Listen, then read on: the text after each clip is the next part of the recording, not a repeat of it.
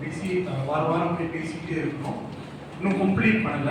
So முதலாவது உடன்படிக்கை என்றால் நம்ம பார்க்கும் பொழுது ஏதேன் தோட்டத்திலே தேவன் தோட்டத்திலே உடன்படிக்கையை தேவன் ஏற்படுத்தினார். இரண்டாவதாக நாம் பார்க்கும் பொழுது ஆதாமோடு கூட தேவன் ஒரு உடன்படிக்கையை ஏற்படுத்தினார் என்று. மூன்றாவதாக ஆபிரகாமோடு தேவன் ஒரு உடன்படிக்கையை ஏற்படுத்தினார். நான்காவதாக நாம் பார்க்கும் பொழுது தேவன் மோசேயோடு ஒரு உடன்படிக்கையை ஏற்படுத்தினார். ஐந்தாவது தேவன் தாவீதோடு கூட ஒரு உடன்படிக்கையை ஏற்படுத்தினார்.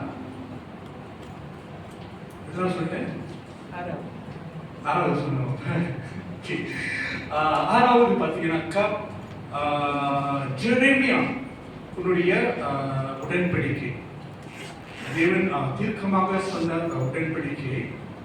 ஏழாவது நாம் பார்க்கும்போது புதிய உடன்படிக்கை என்று சொல்லி 7 அல்லது 8 உடன்படிக்கை காரியங்களை நாம் பார்த்து வந்து கொண்டு இருக்கிறோம். அது மாத்திரமல்ல, முதலாவதாக ஏதேன் தோட்டத்தில் நான் சில காரியங்கள் பேசிக் கொண்டு வர வேண்டியது. அதாவது நான் புதுசா இருக்கிறதுனால பாதியிலே நான் உங்களோட பேசினாக்கா அது அங்குமா இருக்கும், அது ஈவனா இருக்காது. ஸோ உங்களோட கூட நான் கொஞ்சம் பேசின காரியத்தை உங்களோட கூட நான் பேசிட்டு அதுக்கு பிறகு இன்றைக்கு நாம் மோசேயுடைய உடன்படிக்கையை நாம் பார்க்கலாம். முதலாவது, தேவன் ஏதேன் தோட்டத்தை மனிதர்களுக்காக படைத்து உருவாக்கி வைத்திருந்தார். அதற்கு தேவன் என்ன செய்தார் என்று சொன்னால், வாசிக்கலாம். வெளிப்படுத்தின ஆதியாகமம் 1வது அதிகாரம் 28வது வசனத்தை வாசிக்கலாம். பின்பு தேவன் அவர்களை நோக்கி பலுகி பெருகி பூமியை நிரப்பி அதை கீழ்ப்படுத்தி சமுத்திரத்தின் மச்சங்களையும் ஆகாயத்தின் பறவைகளையும் பூமியின் மேல் நடமாடுகிற சகல ஜீவன்களையும் ஆண்டு கொள்ளுங்கள் என்று சொல்லி தேவன் அவர்களை ஆசீர்வதித்தார் என்று சொல்லி பார்க்கிறோம். முதலாவது, தேவன் ஒரு உடன்படிக்கையை இங்கு செய்கிறார் என்று சொன்னால் ஏதேன் தோட்டத்திலே ஒரு உடன்படிக்கையை செய்கிறார். அதாவது ஒரு ஆளுகை மனிதனுக்குள்ளாக தேவன் வைக்கிறார். முதலாவது, தேவன் என்ன சொல்கிறார் என்று சொன்னால், உடன்படிக்கை என்றால் என்ன? ஒப்பந்தம், அக்ரிமெண்ட். அக்ரிமெண்ட் சொன்னாதான் உடன்படிக்கை. 2 நபர்கள் செய்கிறது தான் ஒரு ஒப்பந்தமா இருக்கும், ஒரு உடன்படிக்கையா இருக்கும். அப்ப தேவன் ஏதேன் தோட்டத்தில் செய்யும் பொழுது அது நிபந்தனை அற்ற ஒரு உடன்படிக்கையாக இருக்குது. எந்த ஒரு நிபந்தனை இல்லை, நீங்க இதை செய்தனாக்கா நான் இதை தருவேன், இதை செய்தா நான் உங்களுக்கு இதை பெற்றுக் கொடுப்பேன் என்று சொல்லல. தேவன் முதலாவது என்ன செய்கிறார் என்று சொன்னால், நீங்கள் ஆண்டு பெருகி நீங்கள் நிரப்புக என்று சொல்லி மனிதரை ஆசீர்வதித்து அனுப்புகிறதை நாம் பார்க்கிறோம். முதல் உடன்படிக்கை ஏதேன் தோட்டத்தில் தேவன் செய்யும் பொழுது ஆளுகையை மனிதன் இடத்துல கொடுத்தார். இரண்டாவதாக நாம் வாசிக்கும் பொழுது மல்டிப்ளிகேஷன், பெருக்கம், என்ன சொல்லுவாங்க, பலுகி பெருகுதல் என்று சொல்லி தேவன் அவர்களை ஆசீர்வதிக்கிறார். அப்ப பலுகி முதலாவது ஆளுகை தேவன் மனுஷனிடத்துல கொடுக்கிறார். இரண்டாவது பலுகி பெருகுதல் என்று சொல்லி தேவன் அவர்களுக்கு ஒரு உடன்படிக்கையை செய்கிறார். மூன்றாவதாக என்ன ஆசீர்வாதம் என்று சொன்னால், இந்த பூமியை நிரப்புங்கள் என்று சொல்லி அவர் சொல்லியிருக்கிறார். இந்த 3 காரியங்களும் தேவன் ஏதேனுடைய தோட்டத்திலே இந்த உடன்படிக்கையை அவர் எந்த ஒரு நிபந்தனை இல்லாமல் அவர் தேவன் அந்த தோட்டத்திலே அவர் செய்திருக்கிறார். அப்ப அந்த மனிதன் என்ன செய்தார், அதுக்கு பிறகு மனிதன் என்ன செய்தார் என்று சொல்லி பார்த்தால் நாம் வாசிக்கலாம். அதே வசனத்தில் 28-30 வாசிக்கலாம். 28-30. பின்பு தேவன் அவர்களை நோக்கி, நீங்கள் பலுகி பெருகி பூமியை நிரப்பி 2:15. தேவனாகிய கர்த்தர் மனுஷன் ஏதேன் தோட்டத்திலே அழைத்து கொண்டு வந்து அதை பண்படுத்தவும் காக்கவும் வைத்தார். ஓகே, பயன்படுத்தவும் காக்கவும் வைத்தார். இப்ப மனுஷனுடைய ரெஸ்பான்சிபிலிட்டி என்ன? அவருடைய வாழ்க்கையினுடைய என்ன சொல்லுவாங்க,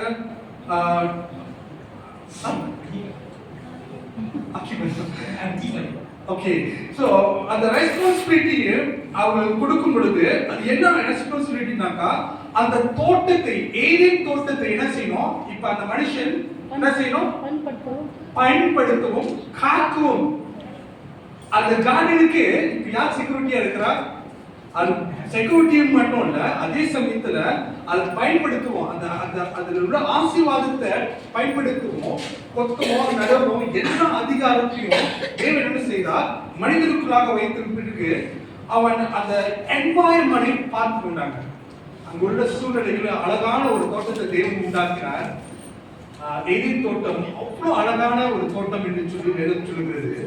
அந்த தோட்டத்தை இந்த மனுஷனிடத்துல கொடுத்து, அது கொடுத்து மாத்திரம் இல்லாமல் ஆசீர்வதித்தது மாத்திரம் இல்லாமல் அவனுக்கு ஒரு ரெஸ்பான்சிபிலிட்டியை தேவன் கொடுத்தார் என்று சொல்லி நாம் பார்க்கிறோம்.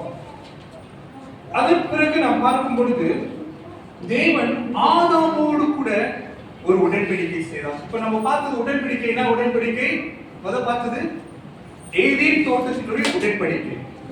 ஏதேன் தோட்டத்துல நடக்க ஒரு சம்பவத்தை தேவன் எந்த ஒரு நிபந்தனை இல்லாமல் ஒரு ஆசீர்வாதத்தை தேவன் அந்த ஏதேன் தோட்டத்திலே ஒரு காவலன் பண்ணுகிறார், அதாவது ஒரு உடன்படிக்கை பண்ணினார். இப்ப தேவன் என்ன செய்கிறார் என்று சொன்னா, ஆதாமோடு கூட ஒரு உடன்படிக்கை செய்கிறார். முதலாவது ஏதேன் தோட்டத்தினுடைய உடன்படிக்கை, இரண்டாவது ஆதாமோடு கூட செய்கிற ஒரு உடன்படிக்கை நாம் வாசிக்கலாம். ஆதியாகமம் 3:15 வாசிப்போம்.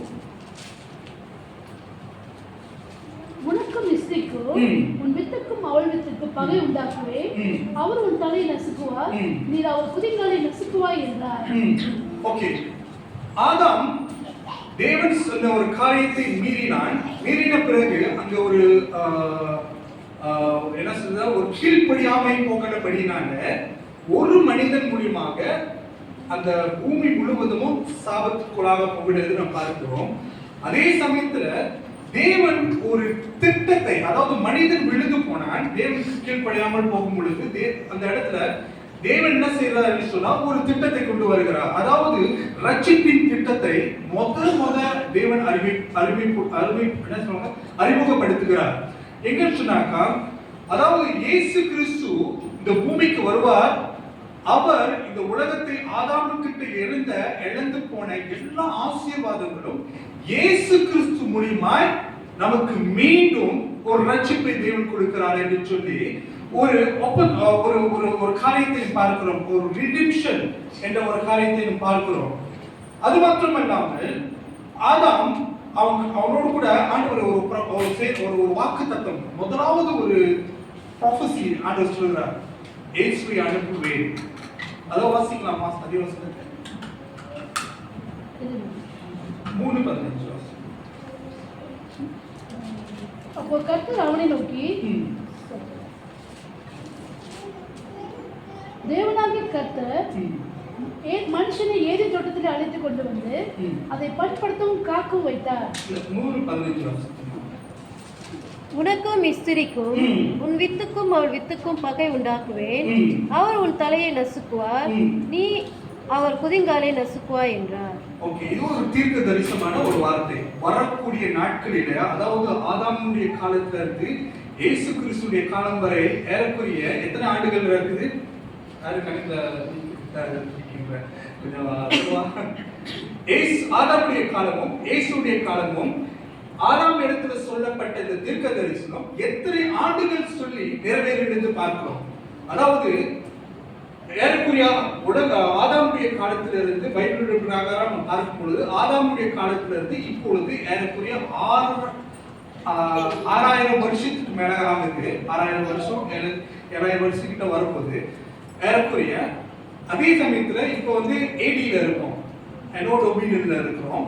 ஸோ அப்படின்னாக்கா இயேசு கிறிஸ்து 2000 வருஷத்துக்கு முன்பதாக கால்குலேட் பண்ணமாக்கா அவர் பிறந்த வருஷம் ஏறக்குறைய அவங்க கொஞ்சம் சொல்லியிருக்கிறாங்க 6வது வருஷம் அப்படின்னு சொல்லி. அதாவது இப்போ நம்ம கால்குலேட் 13 பண்ணாக்கா 6 AD 6 AD.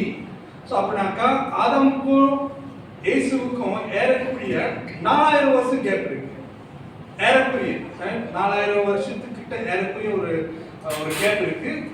ஒரு 4500 வருஷம் ஏறக்குறைய ரஃப்லி தான் சொல்றேன்.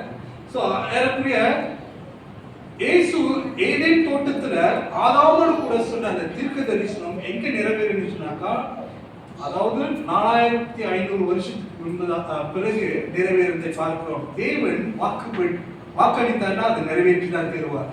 அப்ப உடன்படிக்கையை தேவன் மீறுகிறவர் அல்ல, உடன்படிக்கையை அவர் நிறைவேற்றுகிறவராக இருக்கிறார். அல்லேலூயா.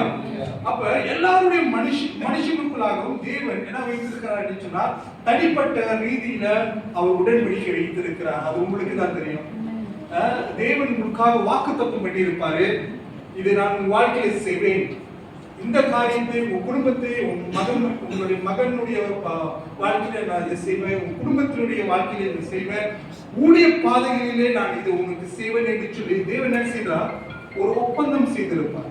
நான் வாக்கு கொடுக்கிறது தான் வெறும் வாயில மட்டும் நம்ம பேசி இது பண்றது தான் ஒன்றும் இல்லை.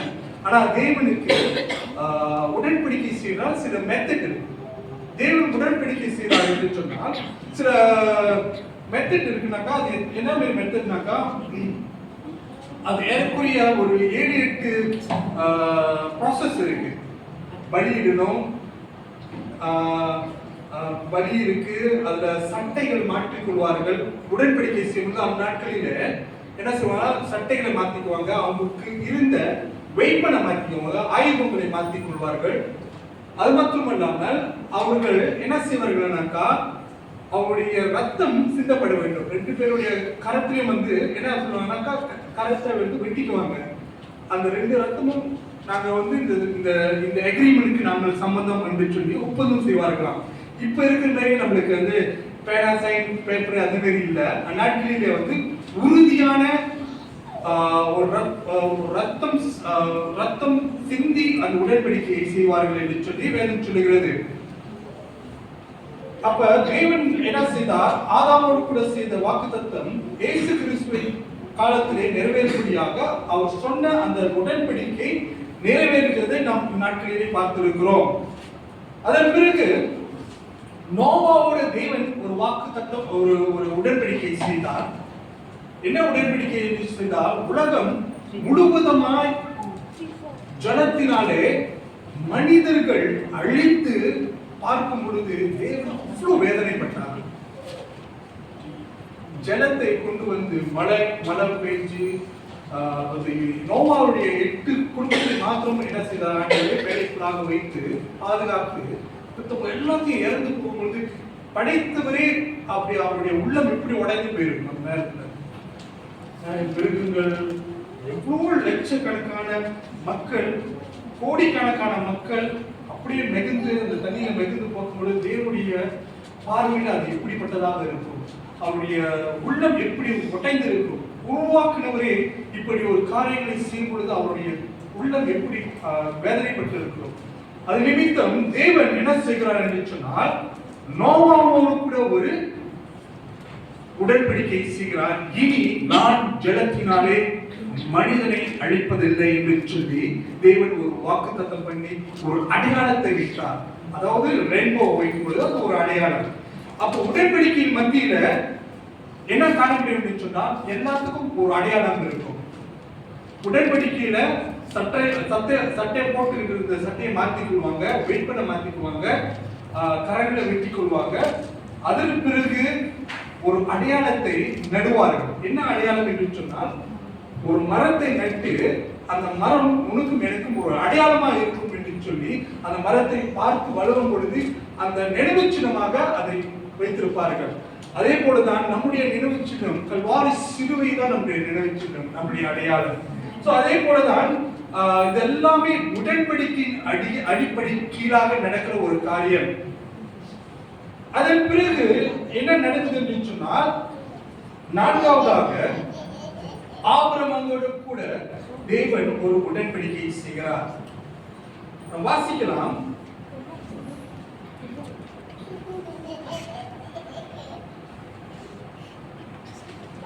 ஆதியாகமம் 12வது அதிகாரம் 3வது வசனத்தை வாசிப்போம்.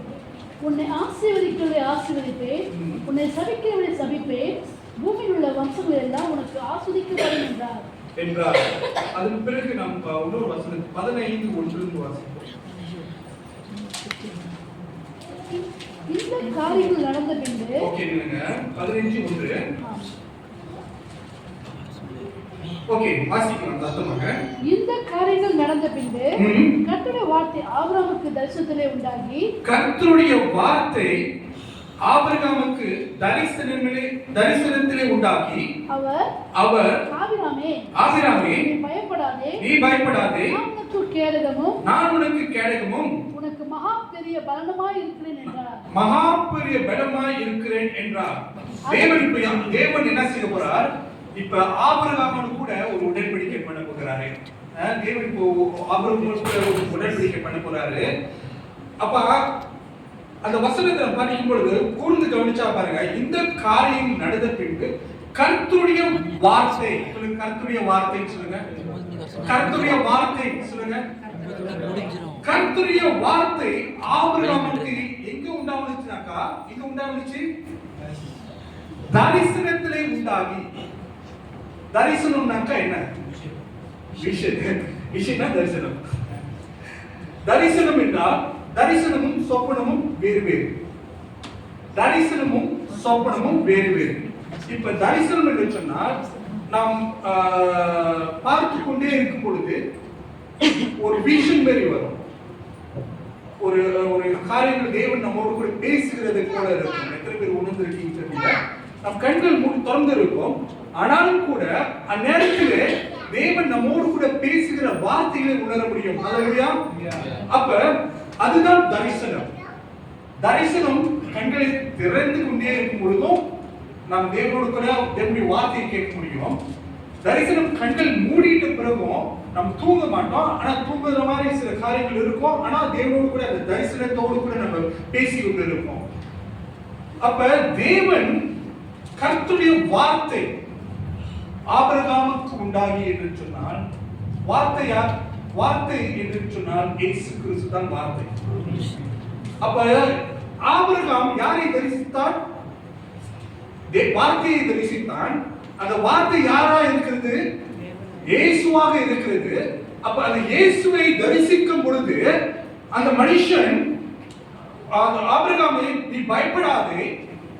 அப்ப நம்மளுக்கு புதிய ஏற்பாடு காலத்துல பரிசேரியன் அண்ட் சதுசேரியன் இப்போது இயேசுவை ரொம்ப கேள்வி கேட்டுக்கிட்டே இருப்பாங்க. என்ன கேள்வி கேட்டுக்கிட்டு இருப்பாங்கனாக்கா, நீ உனக்கு 50 வயசு கூட ஆட, நீ ஆபிரகாமை பார்த்துட்டியா அப்படின்னு. அப்ப ஆண்டவர் சொல்றாரு, இயேசு கிறிஸ்து ஆபிரகாமுக்கு முன்பதாகவே நான் இருக்கிறேன் என்று சொல்லி இருக்கிறார். அப்ப ஆபிரகாமுடைய காலகட்டம் வேறு, இயேசு கிறிஸ்துடைய காலகட்டம் வேறு. எப்படி இயேசு கிறிஸ்து ஆபிரகாமுடைய காலத்தில் இருந்திருக்க முடியும்? பார்த்து களி கூர்ந்தான் என்று சொல்லி இருப்பார் ஆண்டவர். அப்ப அந்த வசனத்தை வாசிக்கலாம். யோவான் எழுதின சுவிசேஷம் 8:56 நாம் வாசிக்கலாம்.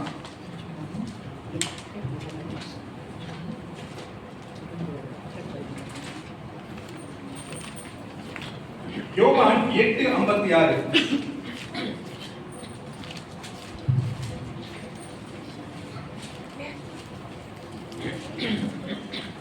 உங்கள் பிதாவாகிய ஆபிரகாம் என்னுடைய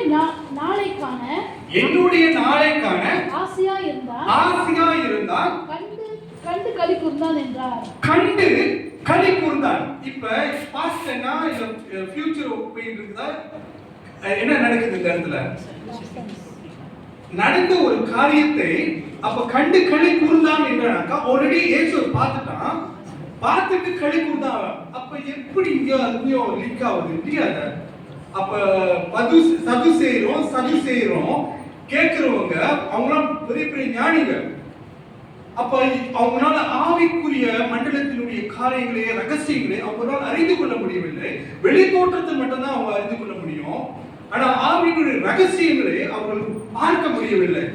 அப்பொழுதுதான் தேவன் என்ன செய்கிறார் என்று சொன்னால், கர்த்தருடைய வார்த்தை இயேசுவானவர் ஆபிரகாமுக்கு தரிசனத்திலே உண்டாகி அவர் ஆபிரகாமே நீ பயப்படாதே, நான் உனக்கு கேடகமும் உனக்கு மகாபெரிய பலமாய் இருக்கிறேன் என்று சொல்லி இருக்கிறார். சொல்லுங்க, நம்முடைய கேடகம் யாரு? நம்முடைய கேடகம் யாரு? இயேசு கிறிஸ்து தான் நம்முடைய கேடகம். அப்ப முதலாவது தேவன் உடன்படிக்கை செய்யும் பொழுது அங்க என்ன நடக்குது என்று சொன்னா, நம்மளுக்கு ஒரு பாதுகாப்பை தேவன் கொடுக்கிறவராய் இருக்கிறார். அல்லேலூயா. நம்மளை பாதுகாக்கிற தேவன், நம்மளை நேசிக்கிற கர்த்தர் இயேசுவானவர், அந்த வார்த்தையானது நமக்குள்ளாய் ஜீவன் உள்ளதாக இருக்கிறபடினால தேவனுடைய வார்த்தை நமக்கு உண்டாகி அங்க என்ன நடக்குது என்று சொன்னால், தேவன் ஒரு வாக்குத்தத்தம் பண்ணுகிறார். முதலாவது நீ பயப்படாதே என்று சொல்கிறார். இரண்டாவதாக நான் உனக்கு கேடகமாய் இருப்பேன், நான் உனக்கு பெரிய பலனாய் இருப்பேன் என்று சொல்கிறார். நம்மளுக்கு பலவீனம் பாருங்க, நம்மளுடைய ஒரு பாடல் இருக்கு, அந்த நம்மளுக்கு பழைய பாடல் என்ன பாடல்? Give thanks. கிவ் தேங்க்ஸ் பாடல் எல்லாருக்கும் தெரியும். அதை பார்த்தீங்கன்னாக்கா பலவீனன் பலவான் என்பானாக. நம்முடைய வார்த்தையில நம்ம பலவீனமா இருக்கிறோம். யாராச்சும் பாட்டுக்கு லிரிக்ஸ் தெரியுமா? Give thanks.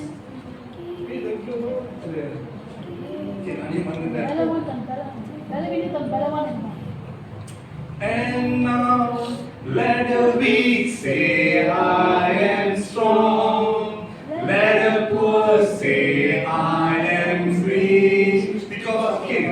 பாருங்க, அந்த பாடல்லே நம்முடைய தேவன் என்ன சொல்றாருனாக்கா, நம்முடைய பலவீனம் சொல்லாத, நான் ஒரு பலவானாய் மாற்றி இருக்கேன். ஏன்னாக்கா அவருடைய வாக்குத்தத்தம். அல்லேலூயா. யார் நம்மளுக்கு பலமா இருக்கிறாருன்னு சொன்னா, நான் பலவீனம் தான், உண்மையே நான் பலவீனம் தான். ஆனால் கர்த்தருடைய வார்த்தைகளுக்குள்ளாக போகும் பொழுது நான் எப்படிப்பட்டவனாக இருக்கிறேன்? நான் பலமுள்ளனாக இருக்கிறேன். அப்ப பலமுள்ளனாக இருக்கும் பொழுது இந்த வார்த்தைக்கு ஜீவன் இருக்கிறது. அப்ப தேவன் சொன்ன அந்த வார்த்தை, அந்த நம்பிக்கை நமக்குள்ளாய் விசுவாசமாய் மாறும் பொழுது அது செயல்படுகிறதாக இருக்கிறது என்று சொல்லி நாம் பார்க்கிறோம். இரண்டாவது வசனத்தை வாசிக்கலாம்.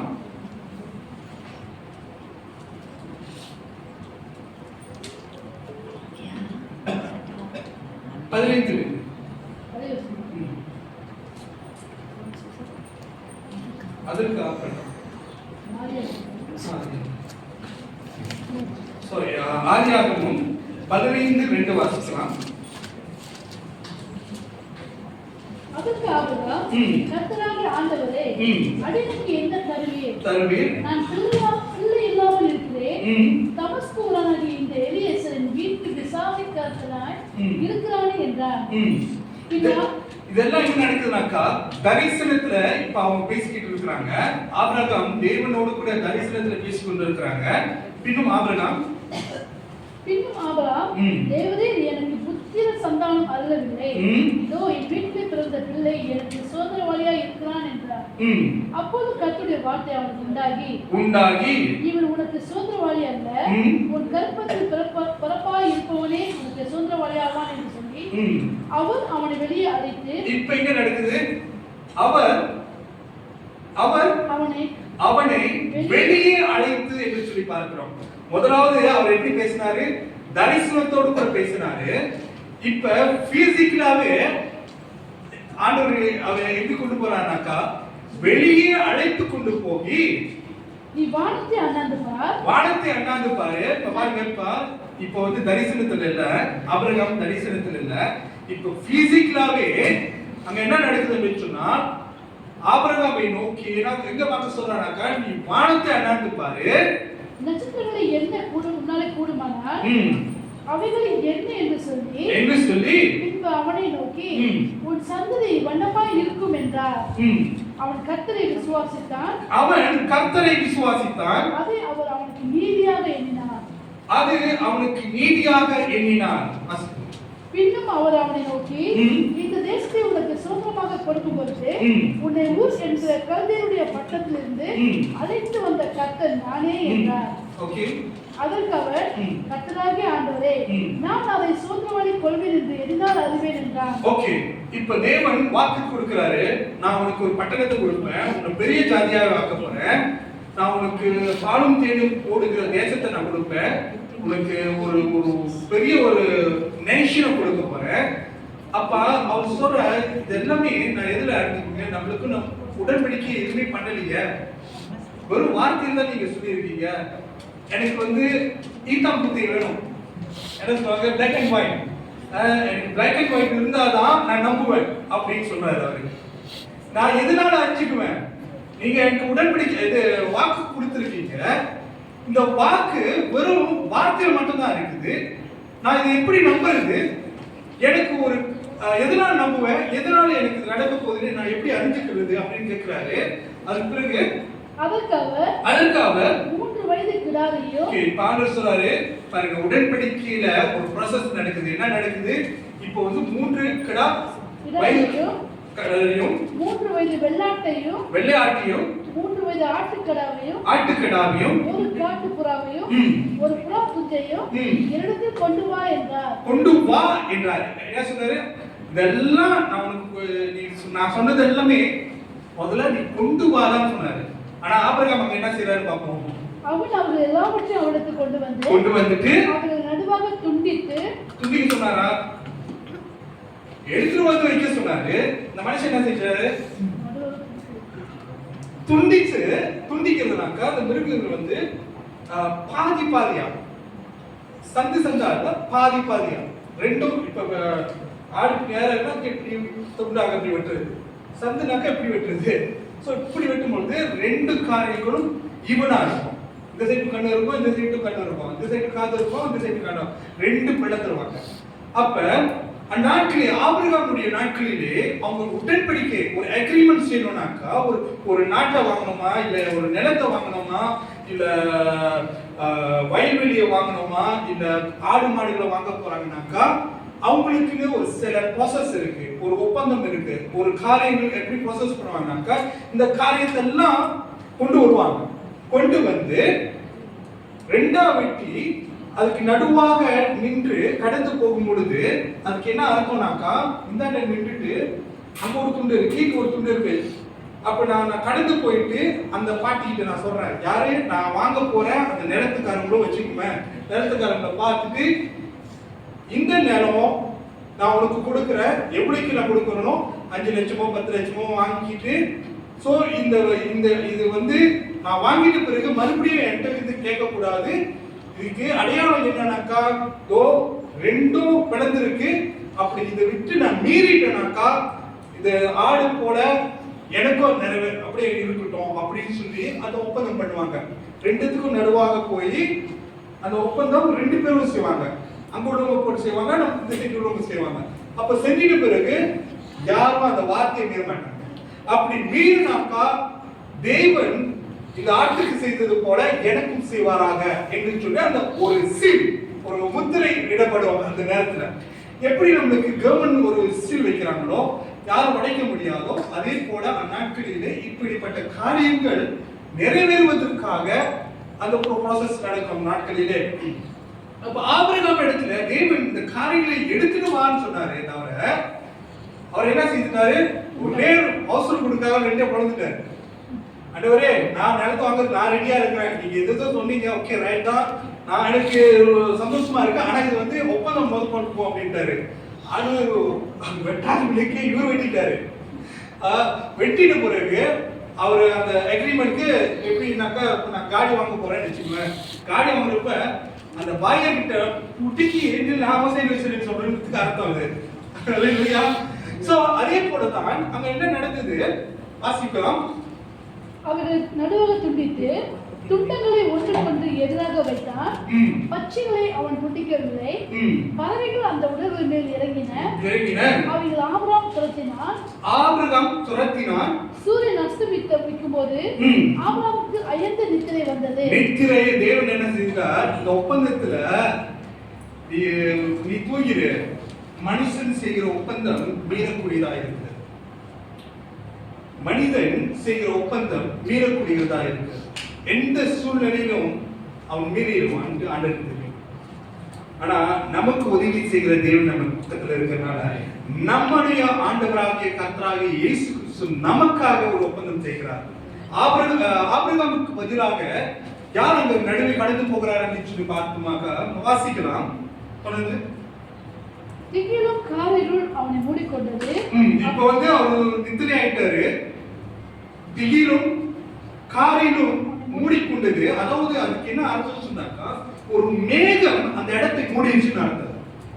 ஒரு மேகம் அந்த உடன்படிக்கை செய்கிற நேரத்திலே மேகம் மூடிக்கொண்டது. அப்பொழுது அவர் ஆபிரகாமை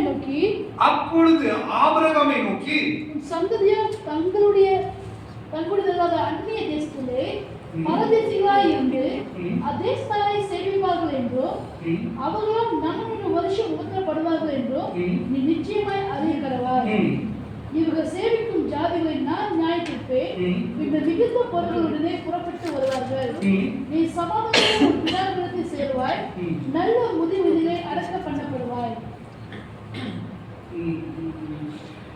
அந்த அக்கினி ஜுவாலைக்கு நடுவிலே சொல்லி அந்த படிக்கல ஒண்ணு. சூரியன் அஸ்தமித்து எத்தனாவது வசனம்? 17. 17வது வசனம். ஓகே. 17.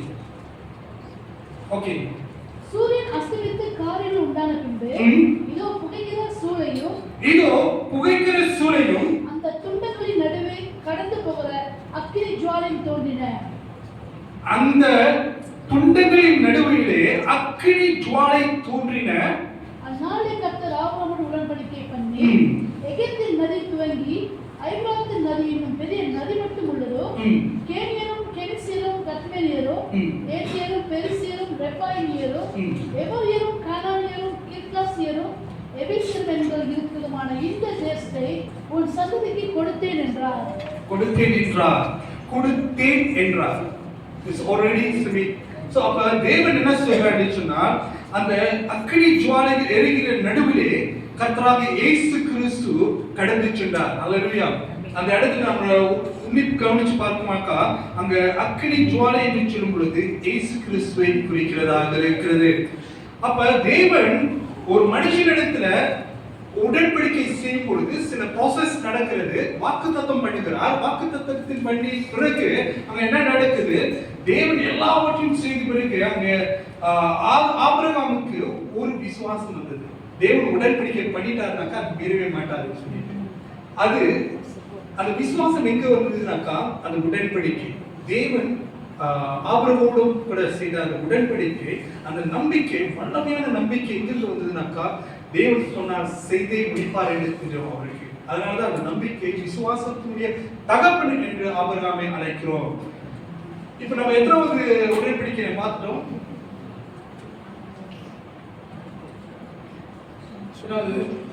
நான்காவது உடன்படிக்கையை பார்த்துட்டோம்.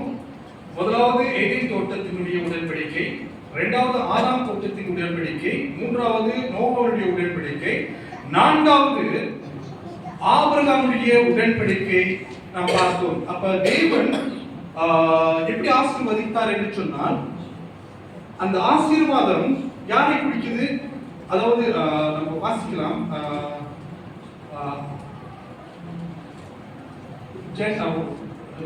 ஆதியாகமம் 12:3 வாசிக்கலாம். உன்னை ஆசீர்வதிக்கிறவனை ஆசீர்வதிப்பேன், உன்னை சபிக்கிறவனை சபிப்பேன், பூமியில் உள்ள வம்சங்கள் எல்லாம் உனக்கு ஆசீர்வதிக்கப்படும் என்றார். பூமியில் உள்ள வம்சங்கள் எல்லாம் உன் மூலமாய் ஆசீர்வதிக்கப்படும் என்று சொன்னார். அப்ப இந்த பூமியினுடைய வம்சங்கள் எல்லாம் யாரால் இப்ப ஆசீர்வாதமா இருக்குது? இப்பொழுது யாரால் ஆசீர்வாதமா இருக்குதுனாக்கா இயேசு கிறிஸ்துவின் மூலமாக தான் ஆசீர்வாதமா இருக்கிறது. அப்ப தேவன் பூமியை, அதாவது யூதர்கள் வழியாக தான் இந்த உலகத்திற்கு ரட்சிப்பு வந்தது. யூதர்கள் வழியாக தான் இந்த உலகத்திற்கு ரட்சிப்பு வந்தது. யூதர் மூலமாக தான் இயேசு கிறிஸ்து இந்த பூமிக்கு அனுப்பப்பட்டார். அப்பொழுது அனுப்பப்படும் பொழுது பூமி யாரால் சபிக்கப்பட்டது? ஆதாமுடினால் சபிக்கப்பட்டது. இப்ப ஆபிரகாமுடைய வாக்குத்தத்தம் என்னன்னாக்கா, பூமியுடைய வம்சங்கள் உன்னால் ஆசீர்வதிக்கப்படும்னாக்கா இயேசு கிறிஸ்து மூலமாக தான் மட்டும்தான் ஆசீர்வதிக்கப்பட முடியும். அதுதான் தேவன் அவங்க வாக்குத்தத்தமாய் ஆபிரகாமுக்கு கொடுத்தார். ஆபிரகாமுடைய வம்சாவளியிலிருந்து பிறந்தவர் தான் இயேசு கிறிஸ்து. தாவீதின் குமாரனாகிய இயேசு கிறிஸ்து யூதா கோத்திரத்தினுடைய வம்ச வரலாறு பார்க்கும் பொழுது இயேசு தாவீதில் பிறந்து வாக்குத்தத்தத்தின்படியே ஆபிரகாமுக்கு தேவன் வாக்களித்தார். வாக்களித்து எல்லாமே பாத்தீங்கன்னாக்கா இயேசு கிறிஸ்துடைய பிறப்பை எல்லாருடைய வம்சங்களும் குறிக்கப்பட்டிருந்தது. இப்ப அந்த வாக்கு தத்தத்தை தேவன் கொடுத்த பிறகு யாரை குறிக்குது? மேசியா இயேசு கிறிஸ்துவ வருகையை குறிக்கிறது. இயேசு உலக ரட்சகர் இந்த உலகத்திற்கு வந்து பூமியில பிறக்க போகிறார். ஆபிரகாமுக்கு வாக்குத்தத்தமாய் தேவன் வாக்கு அளித்திருக்கிறார். பூமி இயேசு கிறிஸ்து மூலியமாக மட்டும்தான் ஆசீர்வதிக்கப்படும். ஆதாமிடத்துல இழந்து போனது இயேசு கிறிஸ்துவினுடைய மூலமாக தான் இந்த உலகம் ஆசீர்வதிக்கப்படும் என்று சொல்லி நாம் பார்த்தோம். இப்பொழுது நாம் பார்க்க போகிறது மோசேயினுடைய உடன்படிக்கை. தேவன் எல்லாத்தையும் நேர்த்தியாய் செய்து கொண்டு வருகிறார். எல்லா பரிசுத்தவான்களோடு கூட உடன்படிக்கை செய்தார். நான் இதை செய்ய போறேன், இதை செய்ய போறேன். யாரை குறித்து சொன்னாக்கா இயேசு கிறிஸ்துடைய வருகை குறித்து தான் எல்லாமே தீர்க்கதரிசனமா தேவன் உடன்படிக்கை செய்து கொண்டிருக்கிறார். எங்க ஆதாமோடு கூட செய்த அந்த தீர்க்க தரிசனம், உன் வித்துக்கும் அவள் வித்துக்கும் நான் பகையை உண்டாக்குவேன் என்று சொன்ன அந்த வார்த்தை, அந்த குதிகாலை நசுக்குவார். எங்க நசுக்குவார்? கல்வாரி சிலுவையிலே இயேசுவை பிசாசானவனை தேவன் நசுக்க போகிறார். அப்ப நசுக்க போகும் பொழுது இதெல்லாம் இங்க நிறைவேறினாக்கா சில காலகட்டங்கள் மாறப்படுகிறது. இப்ப முதலாவது ஆதாமிலிருந்து மோசே வரைக்கும் என்ன ஒரு காலம் என்று சொன்னால் நீதியினுடைய காலமாக இருந்தது. நீதிமான்களுடைய காலம். அவங்களுக்கு வந்து நியாய பிரமாணம் இல்லை, அவங்களுக்கு வாக்கு என்ன சொல்லுவாங்க பிரமாணங்கள் இல்லை, கட்டளைகள் இல்லை, எதுவுமே இல்லாமல் அவங்க வாழ்ந்து கொண்டிருந்தார்கள். வெறும் நீதிமான்கள் மட்டும்தான் அவங்களால பேர் பெற முடியும். அப்ப நாட்களில் யார் ஒரு நீதிமான பிறந்தாருன்னு சொன்னாக்கா நோவா தான் மாத்திரம்தான் உலகத்துல நீதிமான அந்நாட்களில் இருந்தார். அப்ப அதுக்கு பிறகு யார் வரா? ஆபிரகாம் வராரு, எல்லாமே வராங்க. ஆபிரகாம், யாக்கோபு எல்லாமே வராங்க. ஸோ அதற்கு பிறகு நாம் பார்க்கும் பொழுது மோசேயுடைய காலத்தை நாம் பார்க்கும் பொழுது அது நியாய பிரமாணத்தினுடைய காலமாக இருக்கிறது. எப்பொழுது நியாய பிரமாணம் வந்ததுனாக்கா மோசே மூலியமா தான் நியாய பிரமாணம் இந்த உலகத்துக்கு வந்தது. தேவன் சீனாய் மலையிலே கொடுத்தார். அப்ப இயேசு மோசேயுடைய காலமும் இயேசுடைய காலமும் ஏறக்குறைய 600 வருஷங்கள், ஏறக்குறைய 600 வருஷம் கேப் இருக்குது. மோசேயுடைய காலம் பிசி 1491. மோசேயுடைய காலம். இயேசு கிறிஸ்துடைய காலம் என்று சொன்னால் 6வது AD, 6வது வருஷத்துல. ஸோ அப்பனாக்கா நடுவில் வந்து அப்போ 80 பிசினாக்கா குறைச்சிட்டே வருவாங்க வருஷத்தை, நம்ம 80நாக்கா ஏற்றிக்கிட்டே போவோம். ஸோ அப்போ நம்ம கனெக்ட் பண்ணி பார்க்கும்பொழுது 600 வருஷத்துக்கு ஒரு கேப் இருக்குது. அப்போ தேவன் ஒரு மோசேவை எழுப்பி என்ன செய்கிறார் என்று சொன்னால் அவங்களுக்கு சீனாய் மலையிலே ஒரு வாக்கு தத்தம் கட்டளைகளையும் கொடுக்கிறார், நியாய பிரமாணத்தை கொடுக்கிறார். மனிதர்கள் எப்படி இந்த உலகத்துல வாழ வேண்டும் என்று சொல்லி தேவன் அவர்களுக்கு சீனாய் மலையிலே அவர்களுக்கு மனிதனுக்கு கடைபிடிக்க வேண்டிய காரியங்களை அவர் கைப்படவே எழுதி கொடுத்தார், 10 கட்டளையை கொடுத்தார். அதற்கு பிறகு நாம் பார்க்கும் பொழுது தேவன் என்ன சொல்கிறார்? மனிதர்களுக்கும் தேவனுக்கும் ஒரு மத்தியஸ்தர் இருக்கிறதுனாக்கா யாருன்னு சொன்னாக்கா லேவி கோத்திரம் மட்டும்தான், லேவி ஆசாரியர்கள் மட்டும்தான் அது மத்தியஸ்தர்களா இருந்தார்கள். இப்ப தேவன் என்ன செய்தார்? 10 கட்டளை கொடுத்துட்டாரு, பிரமாணங்களை கொடுத்துட்டாரு. அது மட்டும் இல்லாமல் அது சுருக்கி 2 கட்டளையும் கொடுத்திருக்கிறாரு. முதலாவது ஒரு யூதர்கள் கடைபிடிக்கிற தெரிஞ்சு கொள்கிற லா என்னன்னாக்கா 613 லா வந்து சின்ன வயசுல கற்றுக் கொடுப்பாங்க. சின்ன வயசுல இருந்து 13 வயசுல இருந்து மேற்பட்டவர்கள்லாம் பார்த்துமாக்கா அவங்கெல்லாம் வருஷத்துக்கு 3 தடவை தேவாலயத்துக்கு போகணும். தேவாலயம் சொல்ல முடியாது, கூடார பண்டிகைக்கு போய் ஆகணும், கம்பல்சரியா போய் ஆகணும் அவங்க. அப்போ போகும் பொழுது அங்க என்ன நடக்குது? இப்ப தேவன் மனுஷனுக்கு வாழ வேண்டிய கட்டளைகளை கொடுத்துட்டாரு, இப்படிதான் வாழணும் இப்படிதான் வாழணும்னு சொல்லிட்டு கட்டளையை கொடுத்துட்ட பிறகு மனுஷன் என்ன செய்தான்? நாம் வாசிக்கலாம் அந்த வசனத்தை.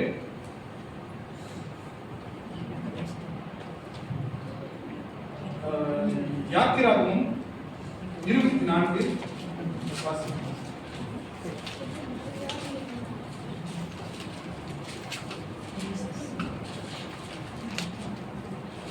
இருபத்தி 5 வாசி.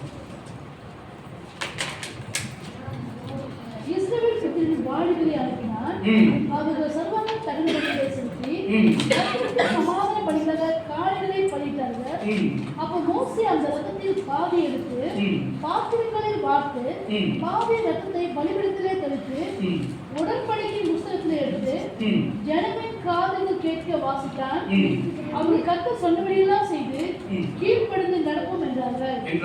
அப்ப மோசே ரத்தத்தை எடுத்து ஜனங்கள் மேல் தெளித்து, இந்த வார்த்தைகள் யாவையும் குறித்து கர்த்தர் உங்களோடு பண்ணின உடன்படிக்கை ரத்தம் இதுவே என்றார். முதலாவது மோசேயை அழைத்து ஒரு எகிப்து தேசத்திலிருந்து அடிமைத்தனத்தோடு கூட அவங்க விடுதலையாக்கி தேவன் அவங்களை எப்படி அழைத்து கொண்டு வந்தார் சொல்லி சொன்னாங்க. 19 யாத்திராகமம் 19:3 வாசிக்கலாம். மோசே தேவனிடத்துக்கு ஏறி போனான்.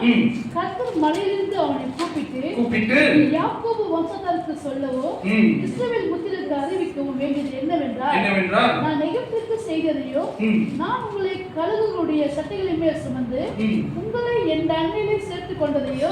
அவர் எப்படி கொண்டு வந்தாரா? எகிப்து தேசத்திலிருந்து எப்படி கொண்டு வந்தாரா? கழுகுகளுடைய சட்டைகளின் மேல் கழுகுகளுடைய செட்டைகளின் மேலே அவங்களை வைத்து கொண்டு வந்தாராம். அப்புறம் உங்களை நண்டையில் சேர்த்துக் கொண்டதையோ நீங்கள் கண்டிருக்கிறீர்கள்.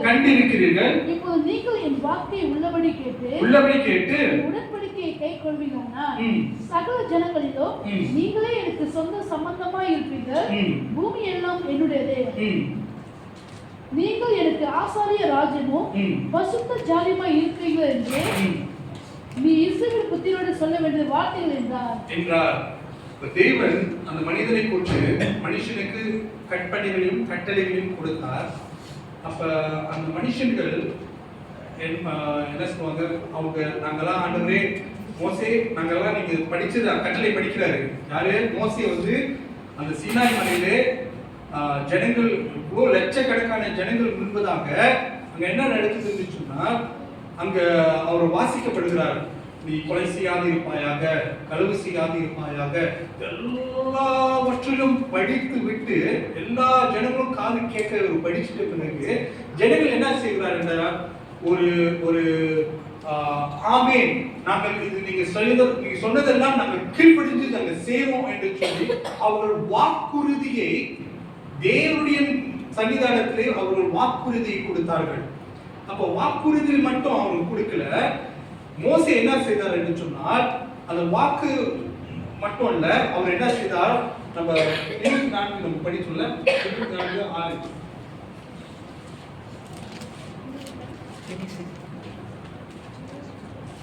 24:6 அப்பொழுது இஸ்ரவேல் புத்திரரின் பாடுகளை அனுப்பினார். அவர்கள் சர்வாங்க தகன பலிகளை செலுத்தி அந்த இடத்துல என்ன நடக்குது? பலிகளை செலுத்தி கர்த்தருக்கு சமாதான பலிகளாக மாடுகளை பலியிட்டார்கள். அப்ப மோசே அந்த ரத்தத்தை பாதி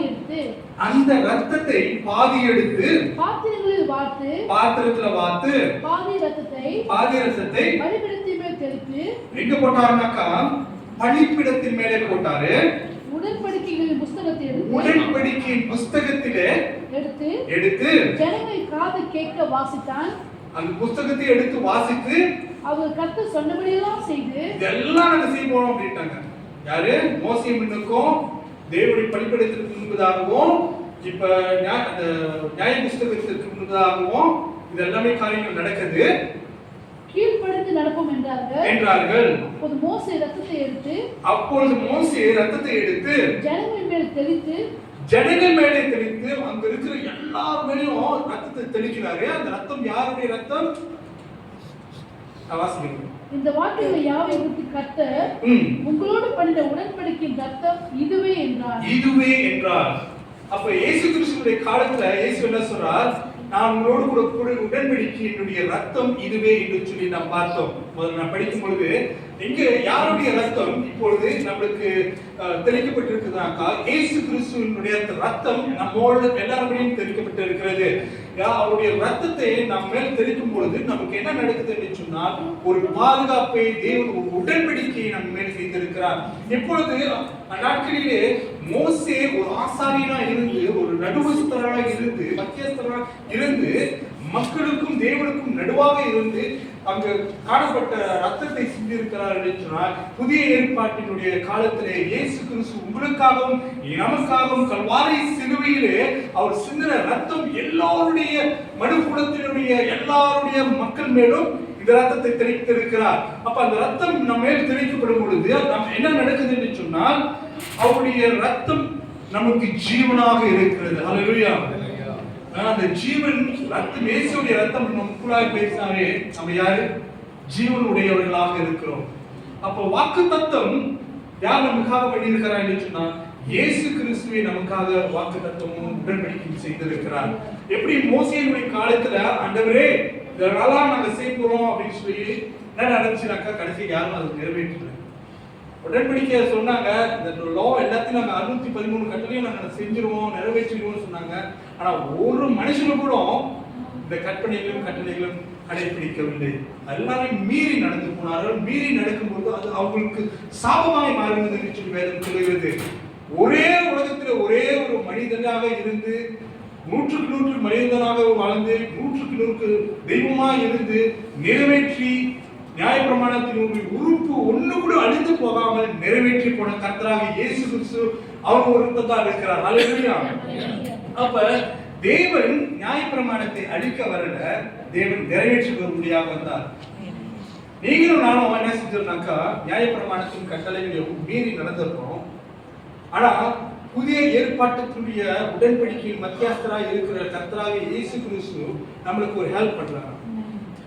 என்ன ஹெல்ப் பண்றாருனாக்கா, நம்ம வாசிக்கலாம். எரேமியா 31 வாசிக்கலாம்.